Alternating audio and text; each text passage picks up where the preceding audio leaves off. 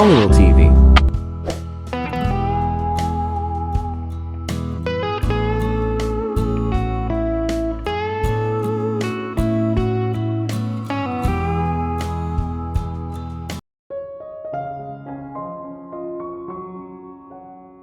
Angela.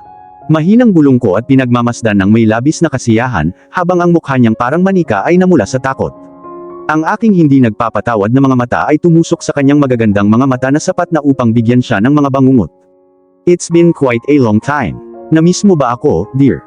Bulong ko sa isang nananakot na kalmadong paraan na maaaring gawing Cerberus, ang asong may tatlong ulo na nagbabantay sa underworld, ay tumatakbo sa takot. Napalunok si Angela ng kanyang dila habang siya ay nakatayong nagyelo na parang estatwa ng marmol. Namutla siya sa ilalim ng kanyang balat at namumuo ang pawis sa kanyang mga templo na parabang nakakita siya ng multo. I was actually surprised na hindi pa siya nahimatay sa gulat. Binigyan ko siya ng isang malalamig na ngiti na maaaring gawing yelo ang impyerno, at inilipat ang tingin ko kay Vince na nakatayong paralisado sa pwesto niya. Ang kanyang mukha ay pantay na gulat sa kanyang asawa maliban kung siya ay lumitaw na parang tinamaan ng isang matalim na kidlat. Vince, my brother-in-law, naaalala mo pa ba ako? Gumapang ang aking mga labi sa isang nakakatakot na ngiti na maaaring magpadala ng panginginig sa gulugod ng lahat ng nanunood. Ang naramdaman kong takot na nagmumula kay Vince ay pumuno sa akin ng tuwa.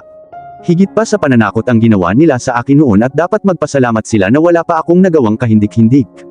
Pero soon ay ipapatikim ko sa kanila kung ano ang pakiramdam ng tunay na paghihiganti. Before ako ang pinagmumultuhan, someone who's placed at a great disadvantage. Ngunit ngayon ang mga talahan na yan ay nakabukas. Ang aking dati at mahinang sarili ay namatay noong araw na iyon nang sinubukan akong patayin ni Angela. Binigyan ako ng pangalawang pagkakataon sa buhay. Ang babaeng nakatayo sa harap ng kanyang mga kaaway ay mas malakas, matalino, at matapang kaysa kahapon. Isang mahinang haplos mula sa aking mga balikat ang sandaling inalis ang aking tingin kay Angela at Vince. Napatingin ako sa likod ko at nakita ko si Gabriel. Masyado akong naabsorb sa mga kalaban ko na halos nakalimutan ko na siya. Gabriel, nawala ang galit na nakita kong nag-aalab mula sa kanyang mga mata. Nakahinga ako ng maluwag nang bigyan niya ako ng isang magiliw na ngiti na ikinaluluha ko.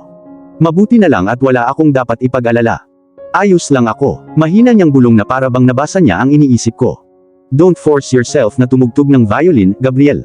Pagmamakaawa ko, nakakapit ang mga kamay ko sa tuxedo niya. I was dead worried na ang kanyang childhood trauma ay lilitaw muli kung pipilitin niya ang kanyang sarili na mag-play. Pinalo siya ng kanyang ina gamit ang violin ng 360 beses gamit ang violin. Ang kakilakilabot na karanasan ay nagbigay sa kanya ng phobia.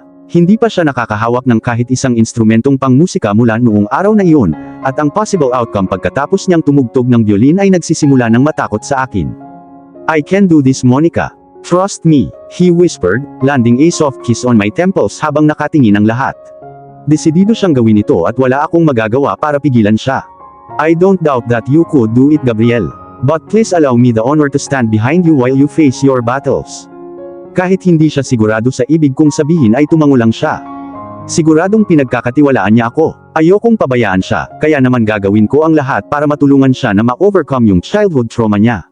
Lumipat ako patungo sa piano na nakatagilid ang aking baba sa isang mapanghamong paraan. Sa puntong ito wala akong nasa isip kundi tulungan si Gabriel. Lahat ay nakatingin sa amin ni Gabriel na nagtataka kung ano ang susunod naming hakbang. Umupo ako sa engranding upuan sa harap ng piano na parang trono ng reyna at sinulyapan si Gabriel na naghahanda sa pagtugtog ng violin. I could feel that my presence helped ease some of his stress. I'm very thankful that Gabriel allowed us to face this ordeal together. Kahit papaano, hindi ko na naramdaman na iniwan ako at hindi gusto. May nakita akong ibang layunin na dapat matupad ngayong gabi. Lumipat ang tingin ko sa magandang piano na nasa harapan ko. Ilang taon na ang nakalipas mula noong huli akong tumugtog ng piano, ngunit walang pag-aalinlangan sa isip ko alam kong magaling tumugtog ang mga daliri ko sa mga keys.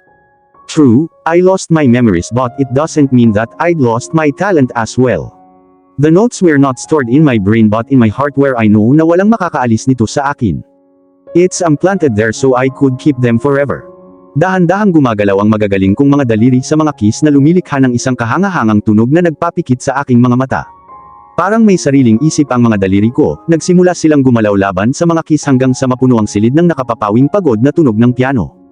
I was 10 years old noong una akong tumugtog ng isang instrumentong pangmusika, isang gitara na ibinigay sa akin ni Mommy noong aking birthday. Sa isang napakabatang edad ako ay nabighani kung paano gumagana ang isang instrumento, at kung paano ito gumagawa ng isang kahanga-hangang tunog na nagpapatahimik ng mga tainga. Noong 12 years old ako, bago namatay ang aking ina sa isang sakit, binigyan niya ako ng piano at tinuruan ako paano tugtugin. Mas naging interesado ako sa pag-aaral kung paano tumugtog ng instrumento kaysa maglaro sa labas ng bahay.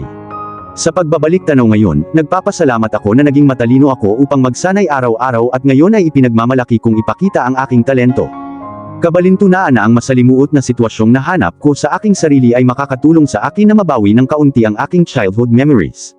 Nang imulat ko ang aking mga mata, nakita ko si Gabriel na nakatingin sa akin na may pagmamahal sa kanyang matingkad na asol na mga mata.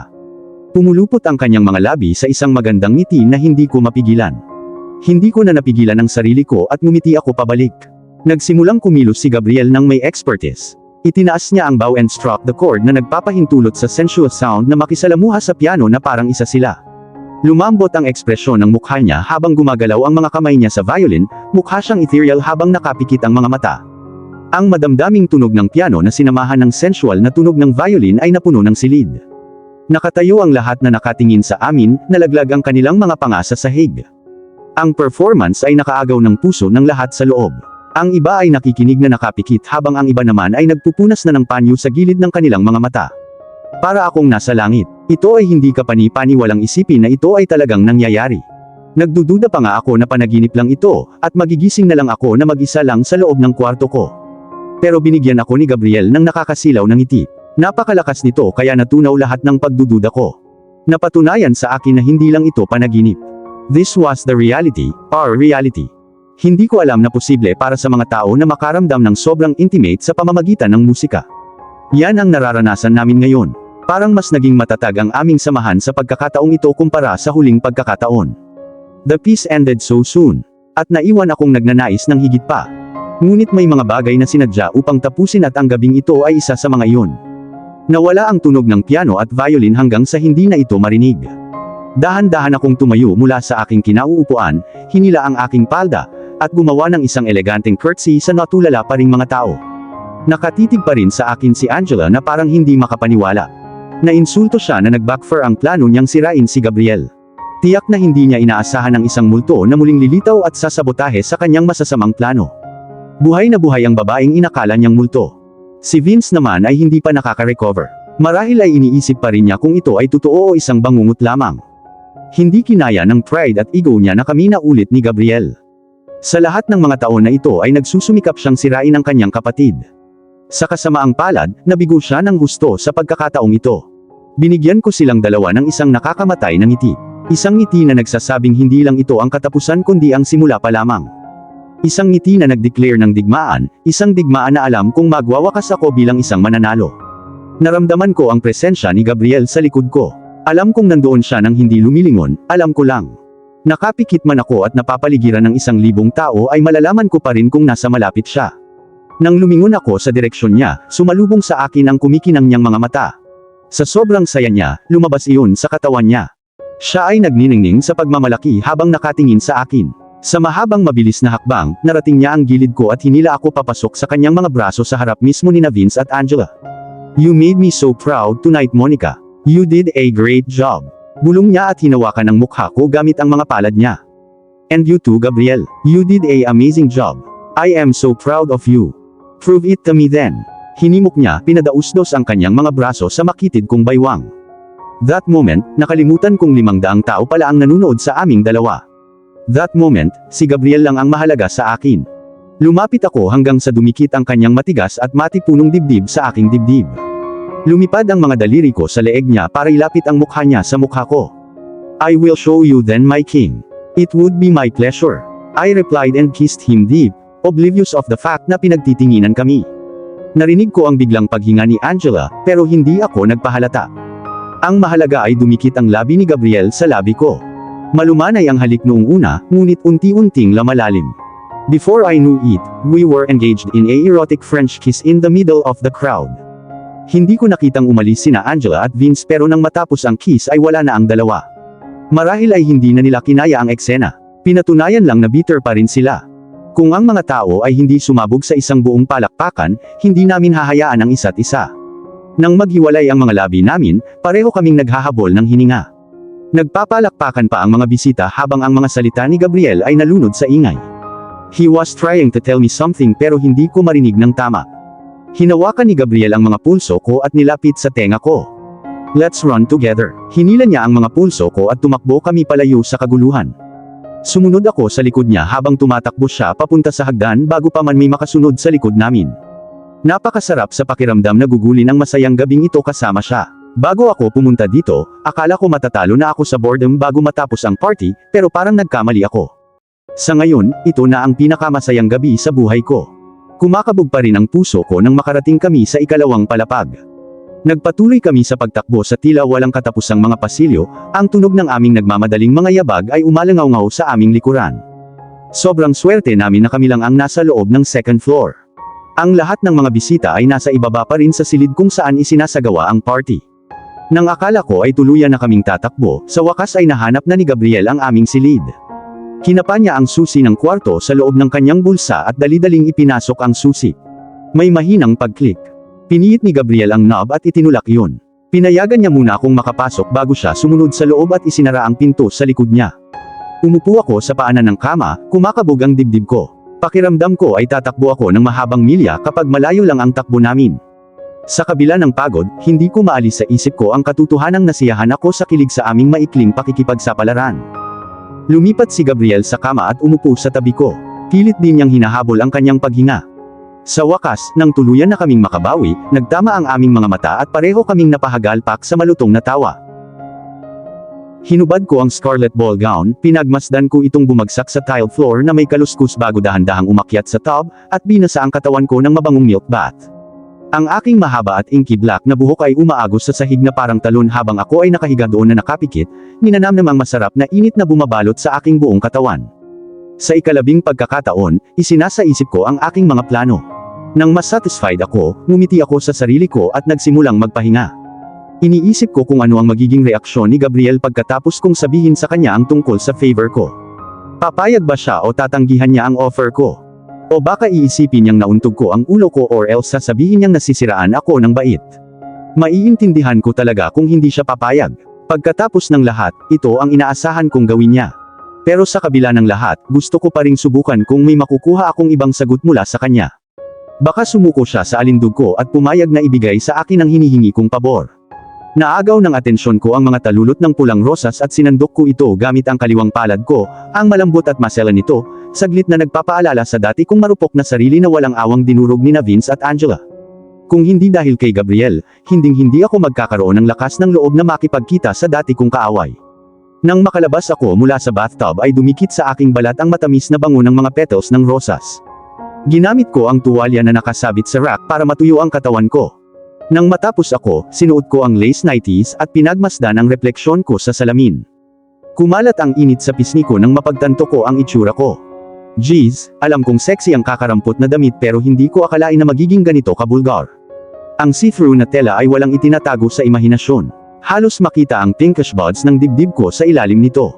Calm down Monica, sabi ko sa sarili ko nang maabutan ako ng gulat. Huminga ako ng malalim na nakakakalma. It's too late to back out now, sabi ko sa sarili ko at inalis ang mga pagdududa sa isipan ko. Hinawakan ko ang red silk na bathrobe na nakasabit sa rack at isinuot sa aking mga braso saka itinali ang sash sa harap bilang isang ribbon. Nang matapos ako ay kinuha ko ang hairbrush na nakita ko sa harap ng salamin, at sinuklay ang aking sobrang haba ng buhok hanggang sa mawala ang gusot na dulo. Matapos kong huminga ng malalim ay tuluyan ko nang binuksan ang pinto. Nakahandusay si Gabriel sa kama, nakapikit ang mga mata. Wala siyang suot sa ilalim ng pulang bathrobe niya.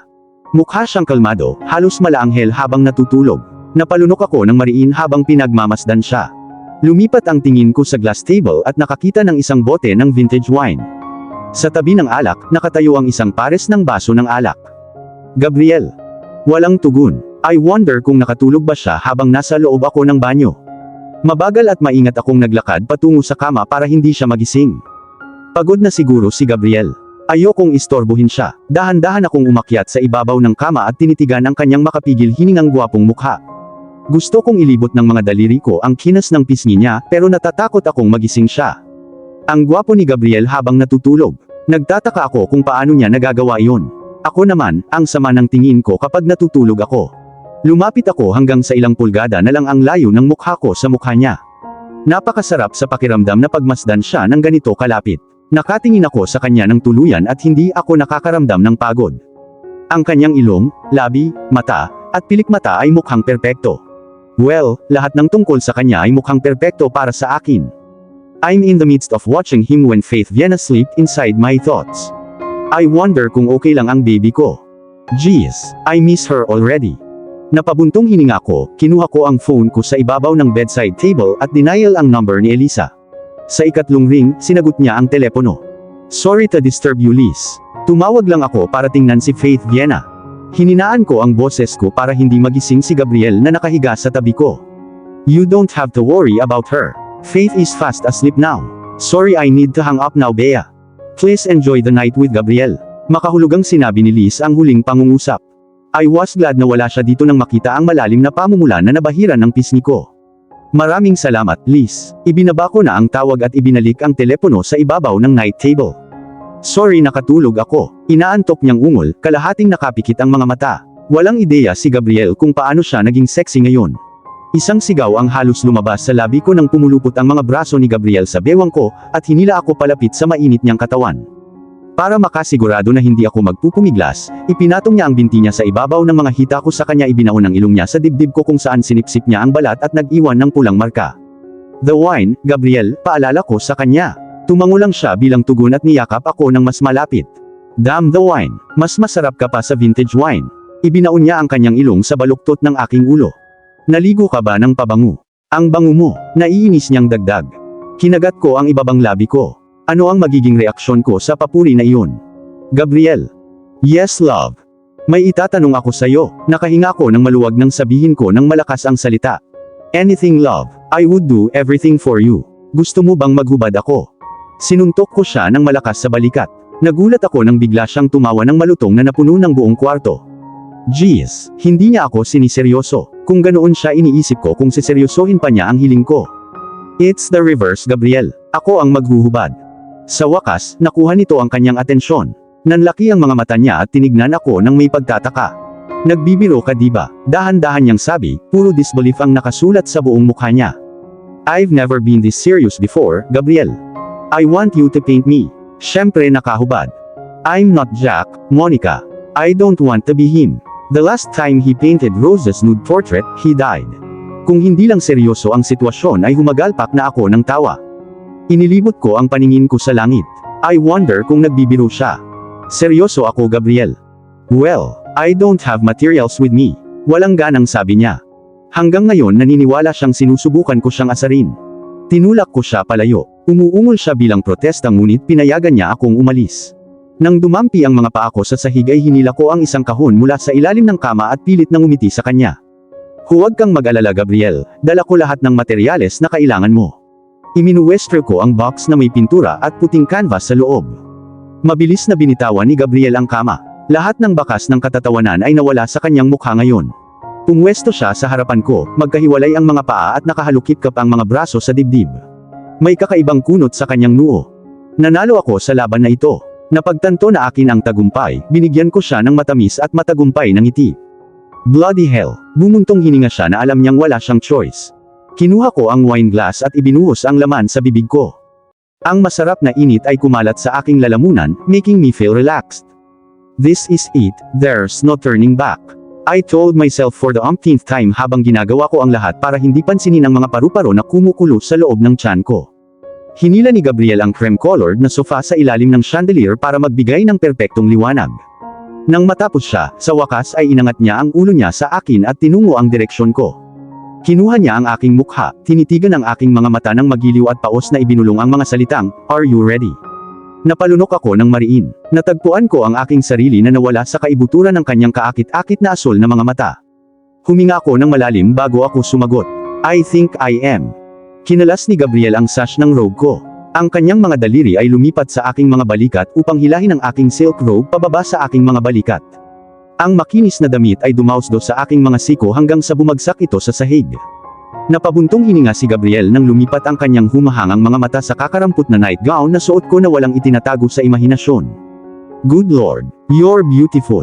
Bulong niya bilang pagpapahalaga ng hindi inaalis ang tingin sa katawan ko. Sa mismong see-through na damit ay kitang-kita niya na nakasuot ako ng itim na thong sa ilalim. Kinalas niya ang ribbon sa dibdib ko hanggang sa lumantad ang kalahati ng creamy kong dibdib, at ang pinkish bod lang ang natatakpan ng manipis na tela. Namumula ang pisngi ko habang pinagmamasdan ko siyang nakatingin sa akin ng may mainit na tingin.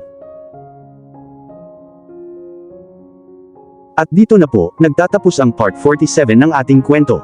Sabay-sabay po nating abangan ang susunod na kabanata. Maraming salamat po. God bless and stay safe.